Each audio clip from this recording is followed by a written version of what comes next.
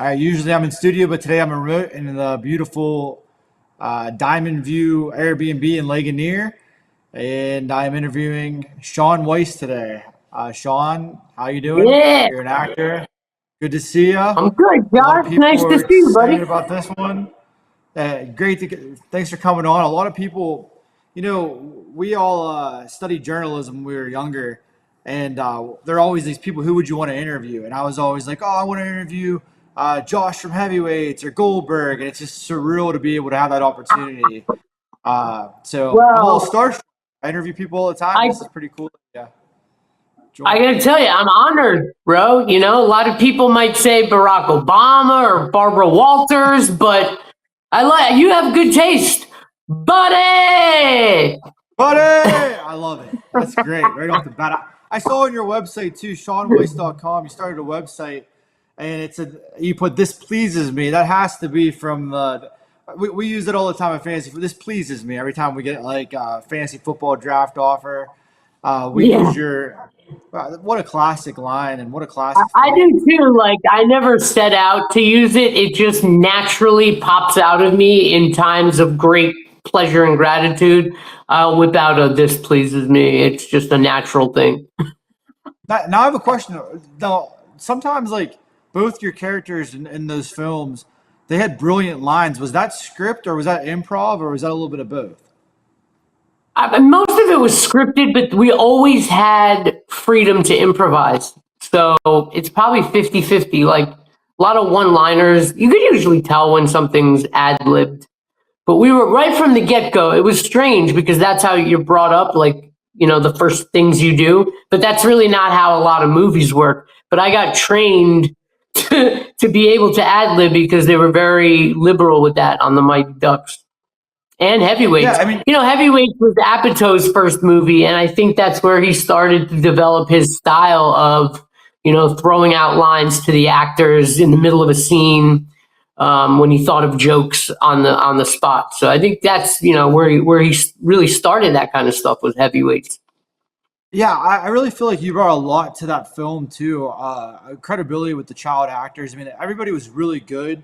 You just had like a certain charisma to you, and working on that movie, did you feel like you were a little because like you were known at that point? Did you feel in heavyweights working with Stiller and working with Judd? Did you feel as a child that you were bringing a little extra flavor to the film? 100%. I thought I was bringing heat, and at the time, I was probably more famous than Ben Stiller. When we You did might, that yeah. movie, I might have been more because he was just starting to like be Ben Stiller. I think that movie was the first deal of like a mega deal that he had. But yeah, I Right. definitely felt funny, and people are laughing on set. Like when they say cut, you can hear the crew laughing and stuff. So yeah, I knew it was going to be good, but I didn't really expect the movie to be as funny as it was with all the characters having so many lines that ended up being like memorable lines that people repeat over and over. I didn't see that coming. Yeah, what's amazing about that is that you have in the 90s, before the internet was big, you would see people quote these lines. And then whenever the internet came, which is like, 10 years after the film came out, you start seeing the memes, you start seeing that everybody had this universal approach and they saw the brilliance to that film. It really was a unbelievable child comedy that turned out to be a cult classic for adults and kids as well. You also brought I up agree with some you, things man.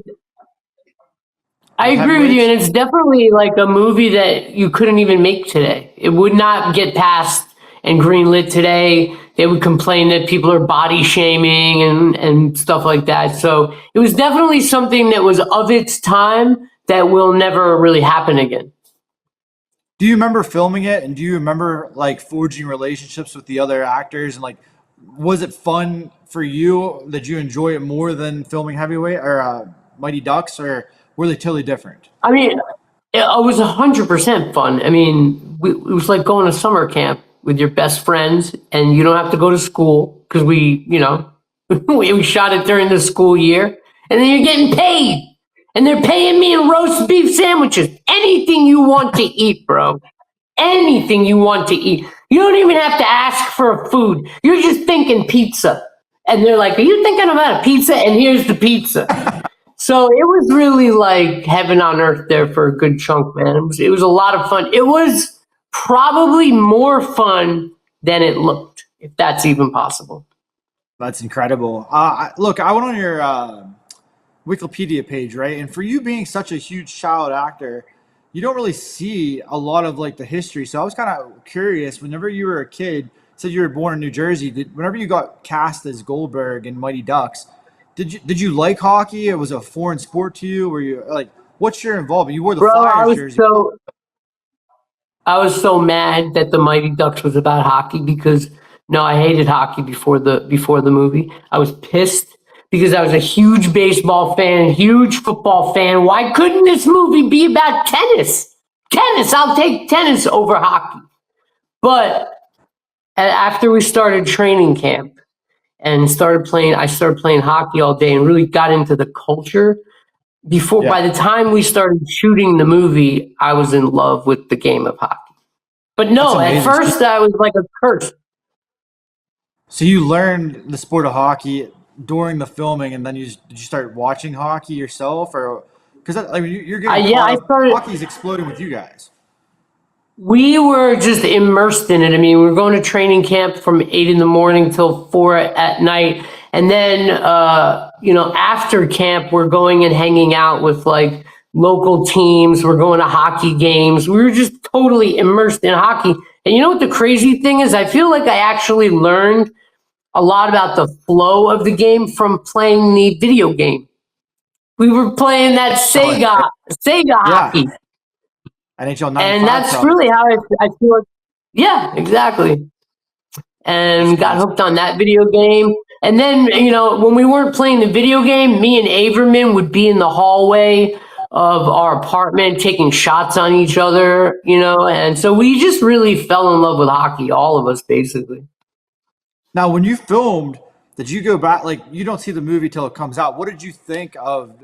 Let's use D1, D2, D3. When you first saw D1, what were you thinking? Did you think it was going to be? Were you immersed in the story? Immersed in the story? Did you like the I was really storyline? I was just blown away. I mean, just imagine being in that movie because you never know how it's going to turn out. And by the end of that movie, I was weeping, I was crying. It had me so emotional. And then, not only is it an emotional ending, but to have been part of it, there's kind of like a home movie feeling, like when you're watching like a home movie. So the whole thing was just overwhelming, dude, and it really knocked me over watching the first one. And I think I was equally pleased with all of them. But it's interesting though. I don't remember my initial reaction to two or three, but I definitely remember seeing the first one for the first time. The storyline in D2 is interesting because you're the starter, you come in, and you have Julie the Cat Gaffney, which it happens in hockey. Like you have a goaltender that's the old reliable, usually the kid that shows up, plays, and then a star goalie comes in. I thought they did a great job of the way they not only cast that role for her, but you played a perfect for not being immersed in hockey culture. You couldn't have acted better, especially as a kid being a starting goalie and like having to look over your shoulder for this a spot. That was great acting. Did you have instincts when you read that script that you had to go into Well, the yeah. role of okay? Well, yeah. What What was it that like? was is what it was I didn't want her to get any lines because when she has lines, she's taken away from my lines.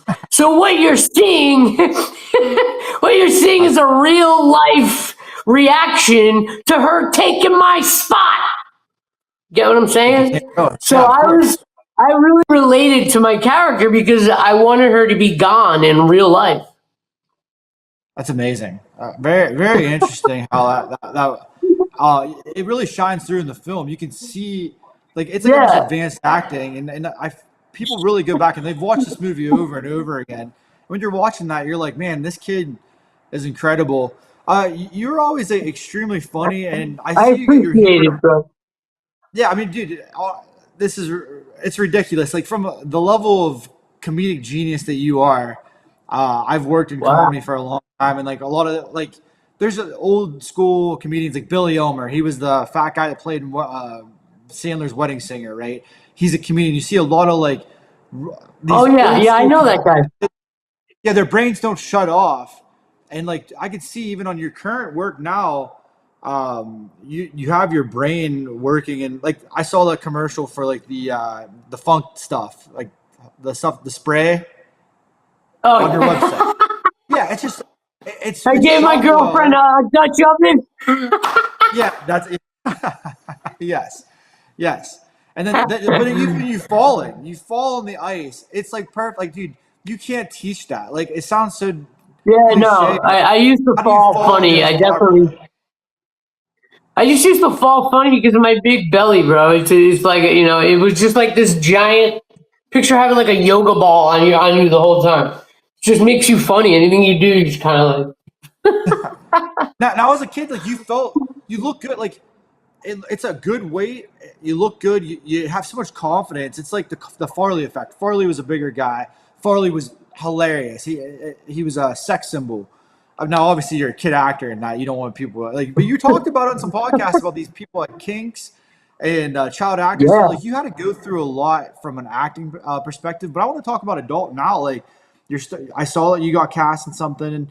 About a year ago. Do you have the comedic chops back? Are you starting to develop yourself? Are you starting to get back your career and move Bro, forward? like, I mean, if you if you ask me, I'm sharper and better than I've ever been. I've been doing stand-up comedy because it's like the thing that I have most control over. I can't control whether somebody hires me in a movie. But I would love to. Like, dude, I would eat that shit up. I'll be honest with you. Like, if they put me in something right now, I'd probably be the dopest dude on the in the whole business. I have no Call doubt. I me. have no doubt. You seem very sharp. You seem on, and I was thinking that in the back of my mind. I know a lot of people that are film directors, and you're going to get a lot of offers from, beginning independents. But I think, based on what I've seen on your footage lately, I think you're going to get a call. I think, they just did a thing on Charlie Sheen on Netflix, and Yeah, he's I making a haven't seen comeback. it And I yet. think it seems to be good. I interviewed Brett Rossi a couple years ago, his ex fiance, and right when he Um, was in the heart of what was going on, and you know, it doesn't surprise me that Sheen's going to make a comeback. And realistically, what's crazy that you worked with his brother Emilio Estevez. The Mighty Ducks came back. I thought it was a good script. It seemed like he actually walked off because he didn't want to the COVID regulations and whatnot. But he did a great job in his role. Whether it's through Mighty Ducks or anything in the future, maybe even something more serious. If you had a choice, Sean, would you want to do a comedy or would you want to show your depths as a serious actor? Because I feel like you could do both. I mean, I'll be honest with you. I enjoy doing both those things. I recently did a nice part in a movie called Deformality, and this is, dude, a couple years ago. These people called me up and asked me to be in their little film, and they made such a good movie. I'm like the final boss bad guy in the end, and it's a horror movie, and it's such a good movie. We just went to London because we got accepted to Rain Dance, so Oh, hopefully we're congrats. going to be at the we're going to be at the Kevin Smith Film Festival coming up in a couple months, and we won the Hollywood Reel Independent Festival for Best Film in Show, so I'm really excited about doing this movie, and if I could choose, I don't know, dude. Maybe comedy, just because it's a rush, when you're in the zone and you get people laughing, and that would probably be my number one choice. But I enjoy doing it all, man. I love the acting process. Great. So your plan is to get back into it, keep working. Hey, a lot of It'd be people. great. It'd be great. It's very political, Hollywood's very clicky, Right. and basically, listen, if somebody has to want to essay you for you to have work, right? Somebody has to want to F you. And right now in Hollywood, there's nobody who wants to F me. Do you understand what I Hey, mean? Do you get what I'm I putting down? no, I do get what you're saying. So you're saying, Uh, look, I was keeping it light. I really believe in a lot of things that you're saying because like I was a journalist for 15 years for major newspapers, and like you can only go so far from an independent an investigative reporting, I can only go so far, and a lot of that happens in media. I can only imagine in Yeah. film. So There's good definitely a luck to you. feeling. I mean, I'll say this, Josh. I was on that show Freaks and Geeks, and we had a band, and the band was myself, Jason Segel, Seth Rogen, and James Franco. Now, I can guarantee you that one of those people, I can guarantee you, has never given a blowjob. One of those people, I can promise you. And Josh, it might be the same guy that doesn't have $50 million. You're saying I see what you're Saying a saying. lot. I'm saying a lot. Right. Which I mean, and you realized this back whenever you were still on the show, or what? Because I remember No, your I first. didn't. I never thought about things like that. And I'm partially joking, but not really. Yeah, you're half kidding. Well, I Yeah, guess to I'm follow trying up. to be funny about it, but it's kind of a effed up situation. Yeah, I believe you. And the other thing too, that there's a director out there. I really feel Doug Ellen. He created Entourage, and they Oh had yeah, this yeah. new show, Kevin Connolly. I feel like I listen to Doug's podcast a lot. And Sean Avery just wrote this hockey movie, and he wrote this book. And if he makes it into a movie, I'm gonna have to pass this interview along to them because I feel like if there's a director for you, it's Doug Ellen. Doug Ellen took on Entourage. It was very controversial in the beginning, very comedic. The timing works out perfectly. Have you ever met Doug? Do you know of his work? Have you I seen haven't met Entourage? him, but I'm a huge fan of his work, and I completely get what you're saying, and I agree with you. Totally agree. Excellent. Well, thank you for joining me. We'll bring you back on in the future for sure. We'll It's go into been more a pleasure, film in the Josh. future. Thank you, All Sean. This right, isn't the guys. first time we've interviewed you. Appreciate you. Thanks for bringing everything to the table, and we'll talk to Doug Ellen and hopefully link you guys up. All right. Nice. Let's do it. Thanks, Josh. I'll talk to you soon, bud. Thank you, Sean.